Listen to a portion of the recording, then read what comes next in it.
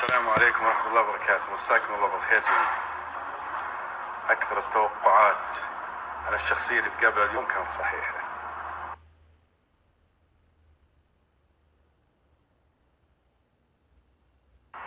لكن ليش حرصت أقابل العم سليمان الراجحي الله يطول بعمره؟ الشيخ سليمان الراجحي كتب وصية أثرت الكثير قبل فترة، وأنا شخصيا تأثرت به مرة، لأنه مدرسة من مدارس التصالح مع العمر، مع النفس، مع الوفاة. خلونا أحط لكم مقتطفات من الوصية وشوف النقاط المهمة فيها. أوصي ذريتي من بعدي أنه حينما تظهر علامات الضعف المؤثرة في أهليتي وقدرتي أن يقرر إعفائي ويلغى سلطتي ويباشر إدارة الوقف وجميع شؤونه. وأوصى الراجحي المجلس وأولاده بأن لا يشعروه بضعفه على حد تعبيره، وقال: فإن أدليت بأمر يرى المجلس عدم صلاحيته فلا يؤخذ به، وتكون استشارتي من باب الاستئناس فقط. وأضاف: ولا يرفع للمحاكم بالعزل ولا الوصاية، فليس ذلك من بري ولا من مصلحة الأسرة، ما دمت أنني أعطيت كل واحد من ذريتي نصيبه، وأوكلت أوقافي إلى مجلس أثق به. وأوصى أولاده الراجحي قائلا: أوصي أولادي إن ضعفت صحتي واحتجت إلى متابعة طبية مستمرة فتكون إقامتي في مستشفى البكيرية التابعة لجامعتي إن كان جاهزا، أو في أحد المستشفيات الحكومية أو الخاصة على حساب الوقف، ولا تكون في منزلي وبيتي، ويؤتى بأطباء ولا تكون خارج المملكة، وأن يتابع تمريضي ممرضون وليس ممرضات قدر المستطاع. يذكر الله يطول بعمره على العمل الصالح، وهذا ما قصدته بلغة التصالح، تصالح مع العمر وتصالح مع الشرع. ولا تتوقعون ان الشيء هذا سهل ابدا. انا بوصيتي توقع اللي بكتب لعيالي انكم لا تخلوه مستشفى، ما تودون لهم مش لو وشوي، لكن تصالح مع العمر. وانتبه تتوقع انك انت تقسم ثروتك وانت حي، امر سهل ابدا، مو سهل ابدا، مو سهل. ولكن من التصالح انه هذا الشرع بعد وفاتي ياخذونه في عيالي مالي، فهذا مالي. هذا ما سأناقش العم سليمان الراجحي فيه، كيف قدر يصل لهذه الدرجة العالية من التصالح مع النفس. وإن شاء الله تكون مقابلة ملهمة بإذن الله، وإن شاء الله سيكون هناك خبر عن الوقف سيبهر الجميع. الله يمد بعمره على العمل الصالح. مساك الله بالخير يا عم سليمان. الله يكهلا. أول شيء شكرا ثم شكرا ثم شكرا اللي اتحت لي هالفرصة. جزاك الله خير، جزاك الله خير. اللهم اجعلها في امام حسن الاسلام والمسلمين. آمين.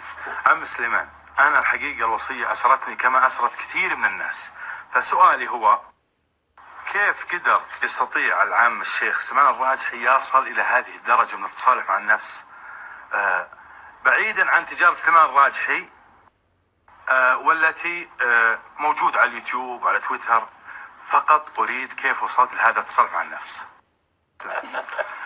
هذه واحدة. الشيء الثاني، لا عد يا شيخ، أرجوك أن لا تقول العم سليمان، تقول الأخ سليمان الراجحي. حبي لك، الله يسلمك. هذا رجل جليل حقيقة، فأنا إذا كنا بتكلم عن هذا الموضوع لا أتوسع فيه كثير، لكن هو قادر يتوسع فيه، لكن أعطيك مثلا الشيخ وجدنا أو سمعنا من هو أخوين، أحدهما عالما وأحدهما جاهل، ويختلفون أن تكتبوهم. ذلك عليك تعلم من خطأ الآخرين ألا تخطئ. لذلك توجهت بهذه الوصية بهذه الطريقة والمسلمين جميعا. آمين. طيب يا شيخ، لماذا طرحت على أولادك أنهم ما يعالجونك برا المملكة؟ هل هذا إيمان بالكوادر الوطنية أو؟ أولا طال عمرك أنه لا شك أن إيماني أن الحمد لله الآن وصلت في البلد عندنا شباب من شبابنا مواطنين سعوديين وغيرهم عندهم في بلدي وتعب بلدي، المباني عندي ثقة كاملة أن أطباءنا السعوديين عندهم نفس المقدرة اللي عند غيرهم. بيض الله وجهك، بيض الله وجهك. سليمان الله لا يقدر، أنت قلت إذا تعبت لا تحطونه بالبيت ودوه للمستشفى، وش الفكرة من هذا؟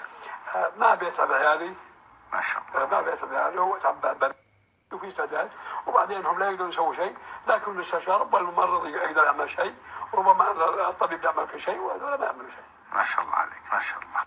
شيخ أنت قلت استأنسوا برأيي ولا تأخذون به. وش الفكرة من هذا؟ يعني بمعناته انك لا تاخذ رايي انه هو ممكن راد رأيته فكره او لا، ولكن ربما انك انت تضيف عليها وتحط فيها بحيث تطلع برأيك احسن ما نحط. يا سلام.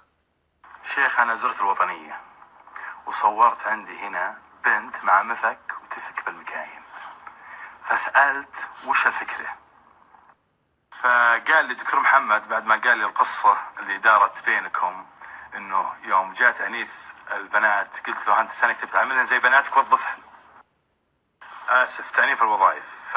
وفعلا ما شاء الله دكتور محمد نجد صعوبة لما نجي نسوي تغطيات وتصوير بالمكان النسائي. ولكن يا شيخ يوم سألت عن هذا قالوا ان الشيخ سمان الراجحي يوم شرى المكاين اصر على الالمان والاسبان انهم يجيبون مدربات للقصيم يدربن البنات. اولا هذا نعم. دينية ان احدكم لا يؤمن حتى يحب لاخيه مثل ما يحب. اذا كان بنتنا او بنت جيراننا او ما هو احسن لي ان احماها في ستر يحماها بدينها، وتكون ترجع تقوم بالعمل وتعيش بها العمل بطريق شرعي احسن ما. لكن الوطنية خلقت وظائف، يعني انا شفت بنات برواتب جدا عالية مهندسات، وشفت كوادر سعودية برضه خلقتها الوطنية وصلوا لشركات كبيرة. والسر ان الوطنية ما به لا الماني ولا امريكي ولا استرالي. وش الفكرة؟ ما شاء الله. الله خلقكم وما تعملون. والله سبحانه وتعالى قال ويخلق ما لا تعلمون. هل رب جل جلاله بقدرته ان جعل العلم للملكانه ولا سبحانه قال خلقكم وما تعملون. هو خلقنا، العلم كله من الله والعلم من الله، فقادر المواطن السعودي يصير مثل الامريكي او مثل يستعمل عقله بالكامل وبشر بخير. يا سلام. شيخ انا وعدت الناس بشيء حصري. كم وصل الوقف اليوم؟ والله ما اقدر احصي رقمه عشان اكون صادق. اقول لك شيء افضل من هذا. لما انا فكرت فكره اني اعطي اولاد حقهم نعم. والبنات حقهم والزوجه حقهم واجعل الباقي وقف، نزلت واخذت حقي واعطيت الاولاد حقهم. اللي انا الان بالوقف بفضل الله سبحانه اللي اعطيته الاولاد مع امهاتهم الاطعمه كله كامل اعادوا رب العالمين للوقف ما شاء الله في خلال سنتين او 3 سنين. ما شاء الله. رجع لله سبحانه وتعالى. ولكن انا مصر على الرقم يا شيخ. انا مصر على الرقم يا شيخ. الرقم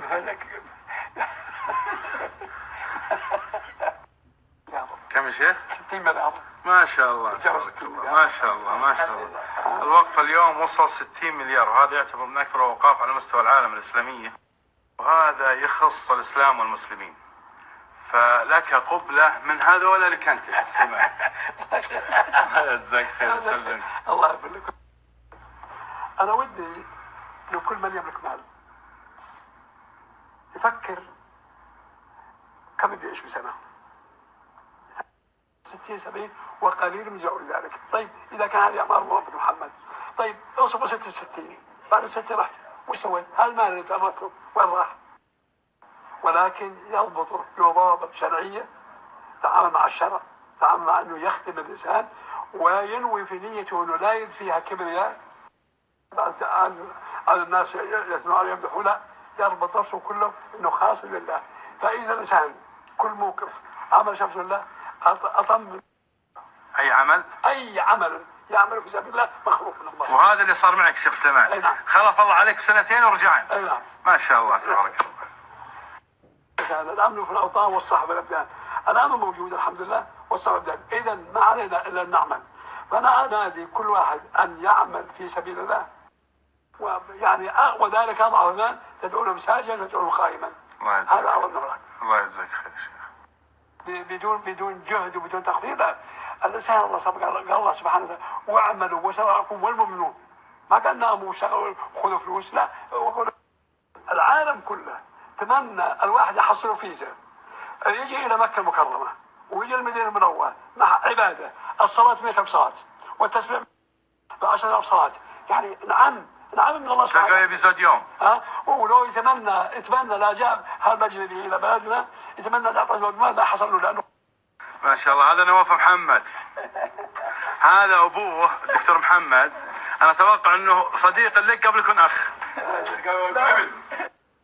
ودائما لسانه جزاه الله خير ناهج بالدعاء عليك. انا بالقصيم شوف صديق الدكتور محمد، فانت حضيض حقيقي في هذا الولد.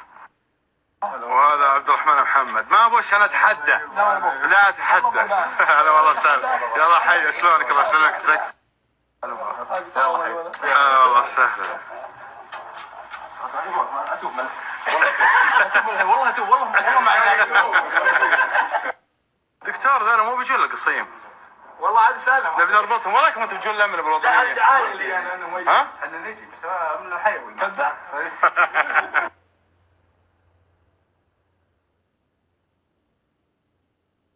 طبعا انا وقعت اتفاقيه انا وعمي، بس مين مالي وقعنا اتفاقيه يترك السكر. فقال لي السكر وقفه ومن الان، فانا عهدك ان شاء الله اني اوقف السكر من الان. موفق ان شاء الله، موفق ان شاء الله. ايه اسلم. شنو هذا؟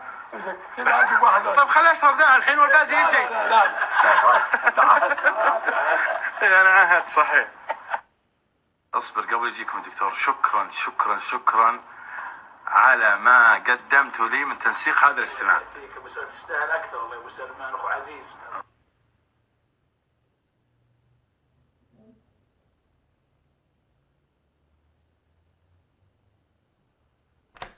إن أعجبك الفيديو لا تنسى الإعجاب والاشتراك في القناة.